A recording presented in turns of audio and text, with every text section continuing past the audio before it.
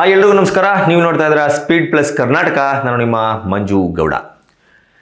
ರಾಜ್ಯಪಾಲರು ಹಾಗೂ ಕರ್ನಾಟಕ ಸರ್ಕಾರ ಈ ಇಬ್ಬರಿಗೂ ಕೂಡ ಯಾಕೋ ಇತ್ತೀಚಿನ ದಿನಗಳಲ್ಲಿ ಹೊಂದಾಣಿಕೆ ಆಗ್ತಾ ಇಲ್ಲ ಅಂತ ಕಾಣಿಸುತ್ತೆ. ಈ ಹಿಂದೆ ರಾಜ್ಯಪಾಲರು ಮುಖ್ಯಮಂತ್ರಿಗಳ ಮೂಡಾ ಹಗರಣದ ವಿರುದ್ಧ ಪ್ರಾಸಿಕ್ಯೂಷನ್ಗೆ ಅನುಮತಿಯನ್ನು ಕೊಟ್ಟಾಗ ಕರ್ನಾಟಕದ ಕಾಂಗ್ರೆಸ್ ಸರ್ಕಾರ ಹೈಕೋರ್ಟ್ ಮೆಟ್ಟಿಲನ್ನು ಏರಿತ್ತು. ಅಂದರೆ ರಾಜ್ಯಪಾಲರು ಕೊಟ್ಟಿರುವ ಈ ಅನುಮತಿ ಕಾನೂನು ಬಾಹಿರವಾಗಿದೆ, ಯಾವುದೇ ಕಾರಣಕ್ಕೂ ಮುಖ್ಯಮಂತ್ರಿ ಸಿದ್ದರಾಮಯ್ಯನವರ ವಿರುದ್ಧ ಪ್ರಾಸಿಕ್ಯೂಷನ್ಗೆ ಅನುಮತಿಯನ್ನು ಕೊಡಬಾರದು, ಹೀಗೆ ಸಾಕಷ್ಟು ಅಂಶಗಳನ್ನು ಇಟ್ಕೊಂಡು ಕೋರ್ಟ್ ಮೆಟ್ಟಿಲೇರಿದ್ದಂತಹ ಕಾಂಗ್ರೆಸ್ಗೆ ಕೋರ್ಟ್ನಲ್ಲಿ ಮುಖಭಂಗ ಆಗಿತ್ತು.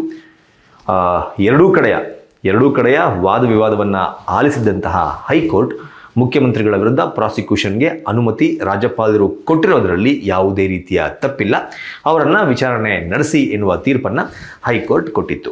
ಹೀಗೆ ರಾಜ್ಯಪಾಲರು ಮುಖ್ಯಮಂತ್ರಿ ಸಿದ್ದರಾಮಯ್ಯನವರ ವಿರುದ್ಧ ಪ್ರಾಸಿಕ್ಯೂಷನ್ಗೆ ಅನುಮತಿ ಕೊಡೋದಕ್ಕೆ ಕಾರಣವಾಗಿದ್ದಂಥದ್ದು ಒಂದು ಟಿ.ಜೆ. ಅಬ್ರಹಾಂ ಹಾಗೂ ಸ್ನೇಹಮಯಿ ಕೃಷ್ಣ ಇವರಿಬ್ಬರ ದೂರು.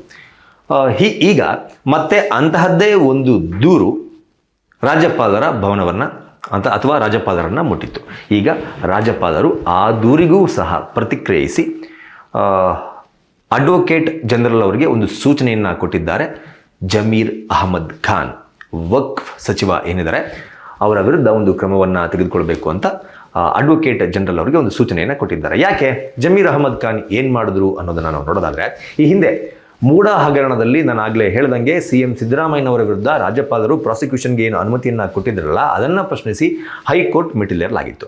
ಹೈಕೋರ್ಟ್ನಲ್ಲಿ ಯಾವಾಗ ಸಿದ್ದರಾಮಯ್ಯನವರ ವಿರುದ್ಧವಾದಂತಹ ತೀರ್ಪು ಬಂತಲ್ಲ, ಆ ತೀರ್ಪು ಬಂದಾಗ ಸಾಕಷ್ಟು ಮಾಧ್ಯಮಗಳು, ಸಾಕಷ್ಟು ಜನ ಸಚಿವರು, MLAಗಳು, ವಿರೋಧ ಪಕ್ಷ ನಾಯಕರು, ಹೀಗೆ ಸಾಕಷ್ಟು ಜನರ ಹತ್ರ ಒಂದಷ್ಟು ಪ್ರತಿಕ್ರಿಯೆ ಅಂದರೆ ಸ್ಟೇಟ್ಮೆಂಟನ್ನು ತಗೊಂಡ್ರು. ಮುಖ್ಯಮಂತ್ರಿ ಸಿದ್ದರಾಮಯ್ಯನವರ ವಿರುದ್ಧವಾದಂತಹ ತೀರ್ಪು ಬಂದಿದೆ, ಇದಕ್ಕೆ ಏನು ಹೇಳೋದಕ್ಕೆ ಇಷ್ಟಪಡ್ತೀರಾ ಅಂತ. ಆಗ ಇದೇ ಜಮೀರ್ ಅಹಮದ್ ಖಾನ್ ಅವರಿಗೂ ಸಹ ಇದೇ ಪ್ರಶ್ನೆಯನ್ನು ಕೇಳಲಾಗಿತ್ತು. ಮಾಧ್ಯಮಗಳ ಮುಂದೆ ಮಾತನಾಡುವಾಗ ಜಮೀರ್ ಅಹಮದ್ ಖಾನ್ ಇದೊಂದು ರಾಜಕೀಯ ಪ್ರೇರಿತವಾದಂತಹ ತೀರ್ಪು ಎನ್ನುವಂತಹ ಒಂದು ಸ್ಟೇಟ್ಮೆಂಟನ್ನು ಕೊಟ್ಟಿದ್ರು. ಆ ಸ್ಟೇಟ್ಮೆಂಟ್ನ ವಿರುದ್ಧವಾಗಿ ಇದೀಗ ಅವರ ಮೇಲೆ ಕಂಪ್ಲೇಂಟ್ ಮಾಡೋದಕ್ಕೆ ಅಥವಾ ಕ್ರಮವನ್ನು ಕೈಗೊಳ್ಳೋದಕ್ಕೆ ಟಿ.ಜೆ. ಅಬ್ರಹಾಂ ಅವರು ರಾಜ್ಯಪಾಲರಿಗೆ ದೂರನ್ನು ನೀಡಿದರು. ರಾಜ್ಯಪಾಲರು ಆ ದೂರನ್ನು ಹೈಕೋರ್ಟ್ನ ಅಡ್ವೊಕೇಟ್ ಜನರಲ್ ಅವರಿಗೆ ತಲುಪಿಸುವ ಮೂಲಕ ಅಥವಾ ಸೂಚಿಸುವ ಮೂಲಕ ಜಮೀರ್ ಅಹಮದ್ ಖಾನ್ ಅವರ ಈ ಸ್ಟೇಟ್ಮೆಂಟ್ನ ವಿರುದ್ಧ ಕ್ರಮವನ್ನು ತೆಗೆದುಕೊಳ್ಬೇಕು ಅಂತ ಸೂಚನೆಯನ್ನು ನೀಡಿದ್ದಾರೆ. ಏನಾಗುತ್ತೆ ಅಂದರೆ, ಜಮೀರ್ ಅಹಮದ್ ಅವರು ಈ ತೀರ್ಪನ್ನು ರಾಜಕೀಯ ಪ್ರೇರಿತ ತೀರ್ಪು ಅಂತ ಹೇಳಿದ ನಂತರ ನ್ಯಾಯಾಂಗ ವ್ಯವಸ್ಥೆ ಮೇಲೆ ಜನಸಾಮಾನ್ಯರಿಗೆ ಡೌಟ್ ಮೂಡುವಂತಹ ಸನ್ನಿವೇಶಗಳು ನಿರ್ಮಾಣವಾಗುವ ಸಾಧ್ಯತೆ ಇರುತ್ತೆ. ಅಂದರೆ ಯಾವುದೋ ಒಂದು ರಾಜಕೀಯ ಪಕ್ಷ ಅಥವಾ ಅಂದರೆ BJP ಆದರೂ ಆಗಿರ್ಬೋದು, JDS ಆದರೂ ಆಗಿರ್ಬೋದು, ಅಂದರೆ ಕರ್ನಾಟಕದಲ್ಲಿ ಅವರಿಗೆ ವಿರುದ್ಧವಾಗಿರುವಂತಹ ಪಕ್ಷ ಅಂದರೆ ಕಾಂಗ್ರೆಸ್ಗೆ ವಿರುದ್ಧವಾಗಿರುವಂತಹ ಪಕ್ಷ ಯಾವುದಾದ್ರು ಇದ್ದರೆ ಅದು ಒಂದು JDS ಮತ್ತೊಂದು BJP.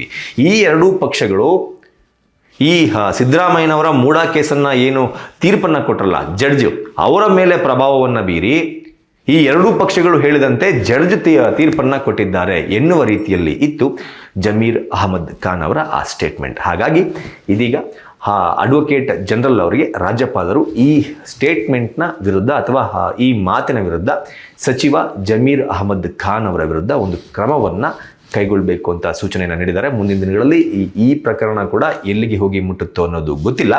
ಒಟ್ಟಾರೆ ಮೇಲ್ನೋಟಕ್ಕೆ ನೋಡೋದಾದರೆ ಜಮೀರ್ ಅಹಮದ್ ಖಾನ್ ಅವರು ಅವತ್ತು ಕೊಟ್ಟಂತಹ ಆ ಸ್ಟೇಟ್ಮೆಂಟ್ ಸಗಟಾಗಿ ತಪ್ಪು ತಪ್ಪು ತಪ್ಪು. ಏನನ್ಸುತ್ತೆ ನಿಮಗೆ ಈ ಸ್ಟೋರಿಯನ್ನು ನೋಡಿದಾಗ ಅನ್ನೋದನ್ನು ಕಮೆಂಟ್ ಬಾಕ್ಸ್ ಮೂಲಕ ತಿಳಿಸಿ ಅಂತ ಕೇಳ್ಕೊತಾ ಈ ವಿಡಿಯೋನ ಮುಗಿಸ್ತಾ ಇದ್ದೀನಿ.